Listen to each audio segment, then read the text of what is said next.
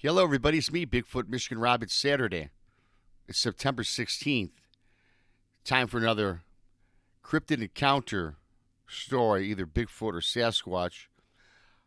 I normally put out, and I haven't done this in a couple months, I also like referring back to the history of Sasquatch or Bigfoot. I've done about 10 or 12 videos, which you guys seem to like, and I do think it's important to talk about the history of Bigfoot. Now, just because this is a little history lesson, this is from accounts from the 1800s to the 1950s. Just because it's history, one of these encounter stories is kind of gruesome. I think you'll enjoy it, but I think more importantly, you'll enjoy the history. You know, I like doing these. It's a little bit more difficult to find some things to put out for you guys when it comes to the history, especially going way, way back before we were even thoughts, right? So I think you're going to enjoy this. So have a great Saturday. Thanks for watching the video. Thank you to everybody for purchasing my book, Bigfoot, Michigan Rob Presents True Cryptid Encounters. You can find that on Amazon. And the link to buy the book, should you choose to, is going to be in the description of this video. Thank you so much. I love and appreciate each and every single one of you that is subscribed to Bigfoot, Michigan Rob on YouTube. Please share me out. I love the support. In the late 1890s, the Chetco River in southern Oregon, a dozen loggers and their families encountered a great beast with disastrous results. Camping in tents by the river, the lumbermen would awaken each morning to find that their freshly cut timber logs, which required 3 men to move, carelessly scattered about like matchsticks. Huge human footprints left in the damp earth were the only clues. Since they had been having trouble with bears, the men followed the footprints through the torn shrubbery and uprooted saplings until they disappeared. That night, the loggers were awakened by shrill screams of something not quite near the underbrush. But it wasn't quite human, I should say. Seizing a rifle, one man lit a torch and headed into the darkness. He was quickly followed by several other men. In a very short time, the first man rushed back to collapse in terror at the feet of his tracking companions. He babbled incoherently about a hairy monster 8 feet tall with yellow eyes, fangs, and hands like a man. His description put the camp in terror and in uproar. The next night, the 2 men decided to track and kill the hairy intruder. They carried a small lantern and loaded rifles and disappeared into the darkness behind the tents. Back in camp, the friends heard screams and shrieks and the sounds of gunfire. Then, silence.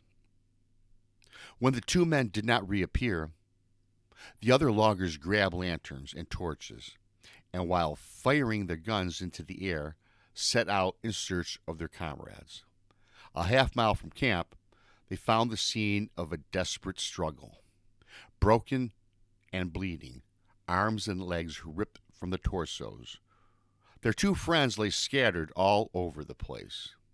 They had been slammed against trees and torn into pieces by something with incredible strength. Blood dripped into small pools from branches high in the trees, as well as from the crushed greenery of the surrounding shrubs. But of the hairy creature responsible, there was only bloody footprints leading deep into the woods.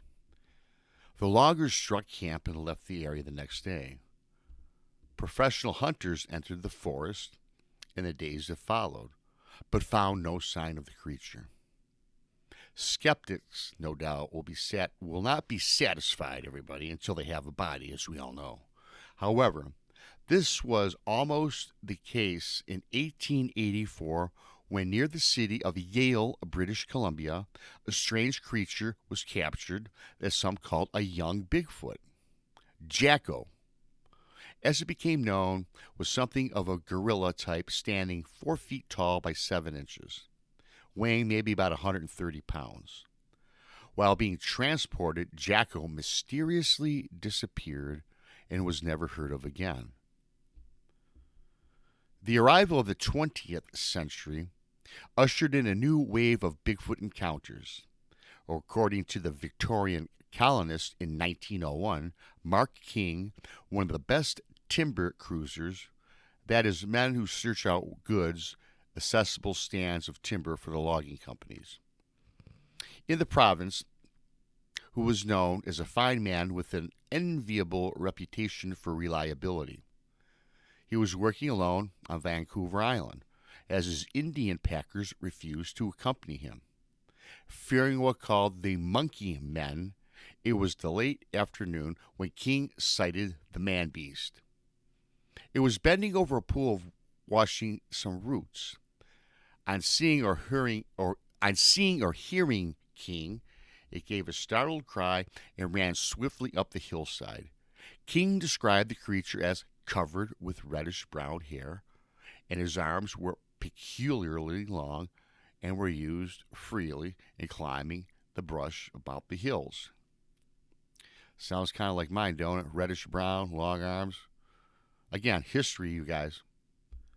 A dramatic event was reported in 1907 when the captain of the steamship Capilano, sailing up the British Columbia coast, suddenly found himself being hailed by a canoe loaded with Indians, frantic to get away from their small community of Bishop's Cove.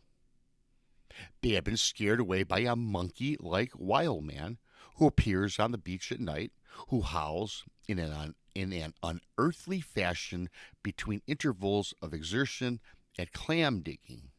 It seems a rather funny image, that of a frightening beast howling as it digs for clams. Nevertheless, the Indians deserted the village.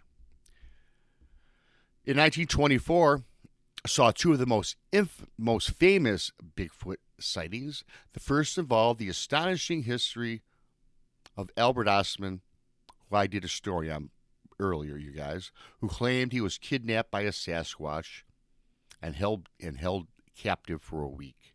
This story would no doubt have been ignored if the fanciful whims of a crazy man, but everyone who has met Ostman, are impressed by his sincerity and his descriptions of the Sasquatch.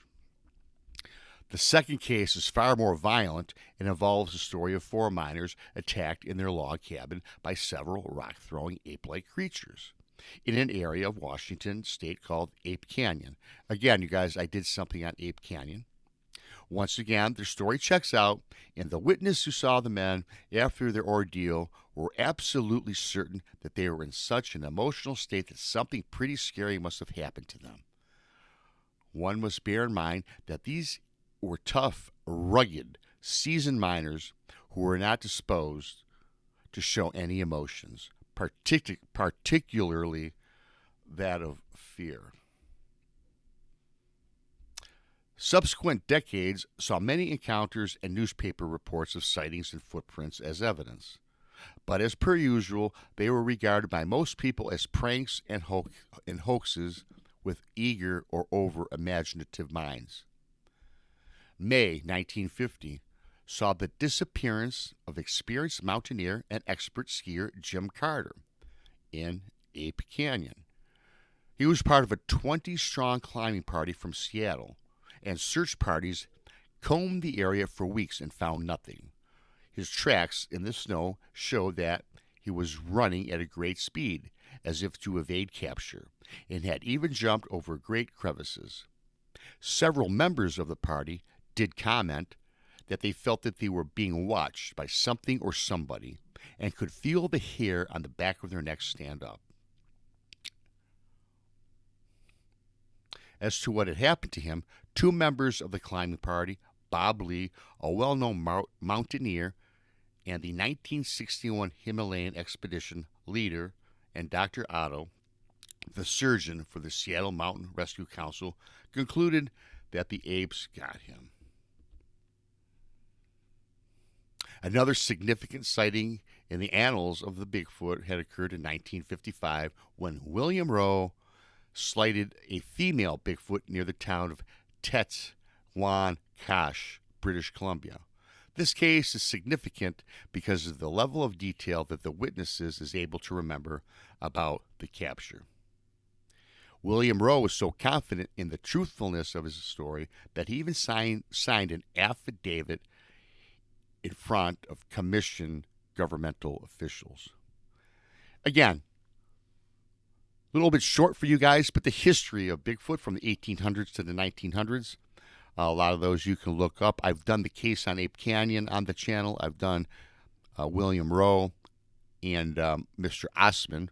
Go check those out if you haven't seen them for full detail. But again, 1800s. The thing I always find funny is way back in the 1800s, Bigfoot or Sasquatch, before the coined terms, were referred to as monkey men.